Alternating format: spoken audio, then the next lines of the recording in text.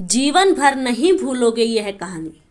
किसी आश्रम में एक साधु रहता था। काफी सालों से वह इसी आश्रम में रह रहा था।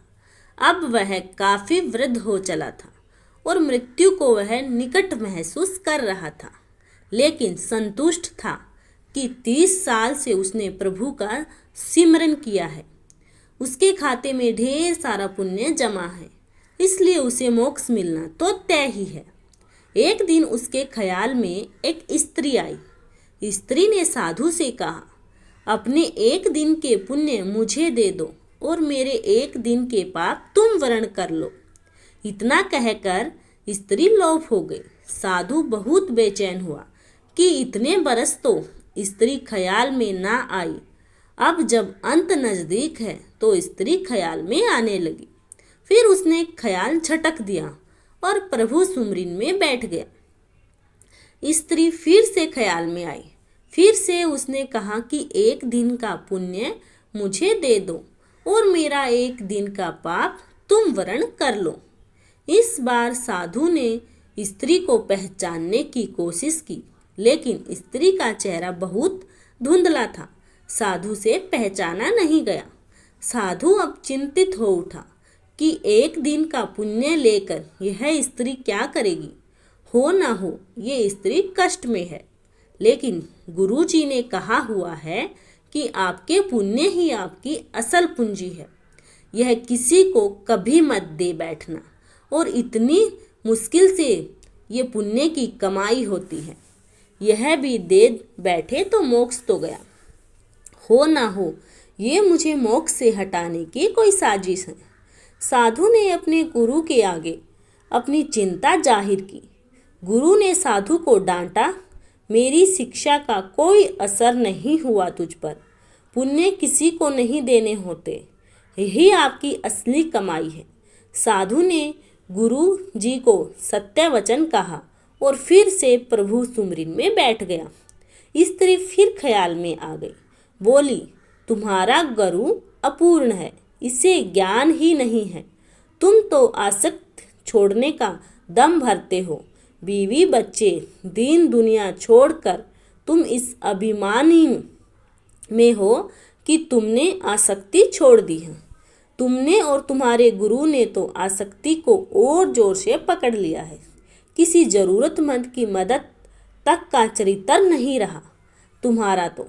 साधु बहुत बेचैन हो गया। वह फिर से गुरु के पास गया, स्त्री की बात बताई। गुरु ने फिर साधु को डांटा। गुरु पर संदेह करवाकर वह तुम्हें पाप में धकेल रही है। जरूर कोई बुरी आत्मा है, तुम्हारे पीछे पड़ गई है। साधु अब कहाँ जाए। वह वापस लौट आया और फिर से प्रभु सुमरिन में बैठ गया। स्त्री फिर ख्याल में आई। उसने फिर से कहा, इतने साल तक अध्यात्म में रहकर तुम गुलाम भी बन गई हो। गुरु से आगे जाते इतने साल के अध्ययन में तुम्हारा स्वतंत्र मत तक नहीं बन पाया। गुरु के सीमित ज्ञान में उलझ कर रह गए हो। मैं अब फिर कह रही हूँ, मुझे एक दिन का पुण्य दे दो और मेरा एक दिन का पाप वरण कर लो। मुझे किसी को मोक्ष दिलवाना है, यही प्रभु की इच्छा है।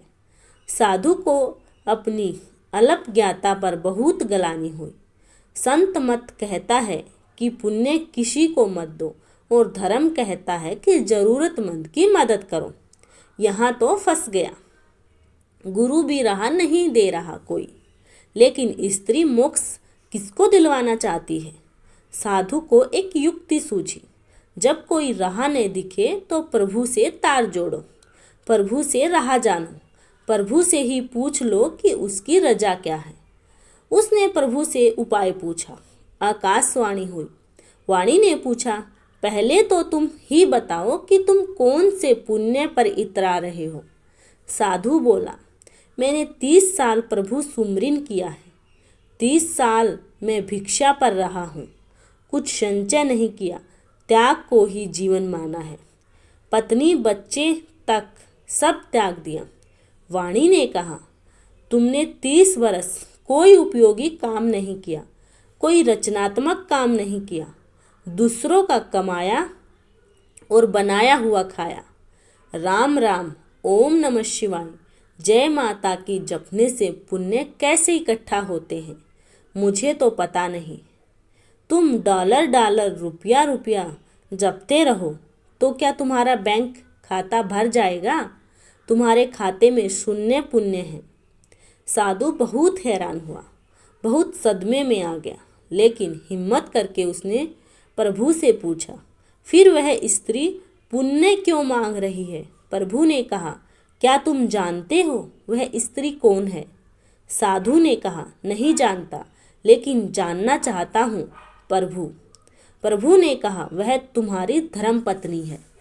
तुम जिसे पाप का संसार कह छोड़ आए थे, कुछ पता है वह क्या करती है?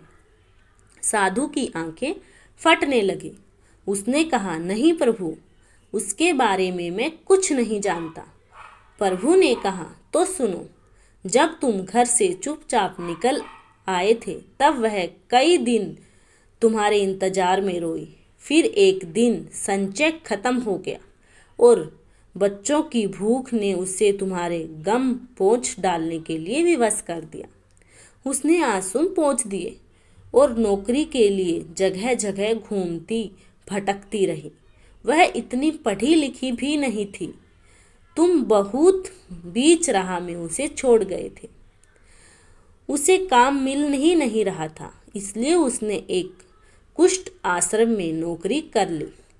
वह हर रोज खुद को बीमारी से बचाती उन लोगों की सेवा करती रही जिन्हें लोग वहाँ त्याग जाते हैं। वह खुद को आज भी पापिन कहती है कि इसलिए उसका मर्द उसे छोड़कर चला गया। प्रभु ने आगे कहा, अब वह बेचैन है तुम्हें लेकर। उसे बहुत दिनों से आभास होने लगा है कि उसका पति मरने वाला है। वह यही चाहती है कि उसके पति को मोक्ष मिले, जिसके लिए वह घर से गया है। उसने बारंबार प्रभु को अर्जी लगाई है कि प्रभु, मुझ पापिन की जिंदगी काम आए तो ले लो, उन्हें मोक्ष जरूर देना। मैंने कहा उसे कि अपना एक दिन दे दो। कहती है, मेरे खाते में पुण्य कहाँ होते तो मैं एक पल ना लगाती, सारे पुण्य उन्हें दे देती।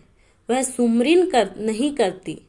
वह भी समझती है कि सुमरिन से ही पुण्य मिलते हैं। मैंने उसे नहीं बताया कि तुम्हारे पास अथाह पुण्य जमा है। पुण्य सुमरिन से नहीं आता। मैंने उससे कहा है कि एक साधु है, उसे एक दिन के पुण्य मांग लो, अपने एक दिन के पाप देकर। उसने सवाल किया कि ऐसा कौन होगा जो पाप लेकर पुण्य देगा? मैंने उसे आश्वस्त किया है कि साधु लोग ऐसे ही होते हैं। वह औरत अपने पुण्य तुम्हें दे रही थी और तुम ना जाने कौन से हिसाब किताब में पड़ गए।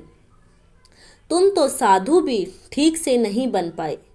तुमने कभी नहीं सोचा कि पत्नी और बच्चे कैसे होंगे, लेकिन पत्नी आज भी बेचैन है कि तुम लक्ष्य को प्राप्त हुए या नहीं।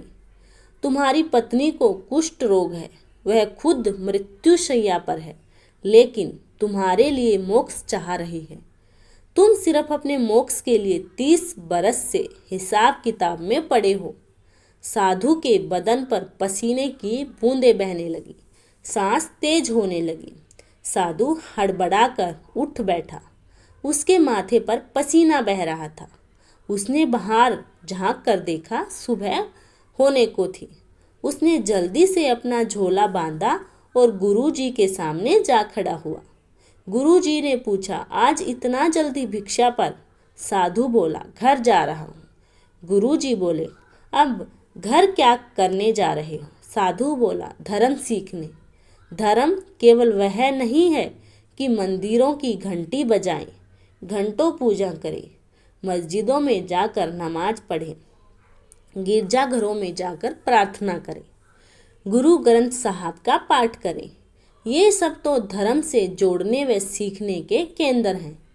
असली धर्म तो वह है, किसी भूखे को खाना खिलाएं, किसी अंधे को सड़क पार कराएं, किसी ज़रूरतमंद की सहायता करें, किसी बीमार असहाय का इलाज कराएं, किसी छात्र की पढ़ने में सहायता करें। यही असली धर्म है, यही असली पुण्य है। पूजा पाठ दिखावा करने से आपके पुण्य नहीं बढ़ेंगे। वास्तविक किसी की सच्ची मदद करेंगे तभी आपके वास्तविक पुण्य का खाता बढ़ेगा। धन्यवाद दोस्तों। जिसको भी यह कहानी पसंद आई या सीख पसंद आई, please like, share and subscribe my channel. धन्यवाद दोस्तों। जय जगदम्बे।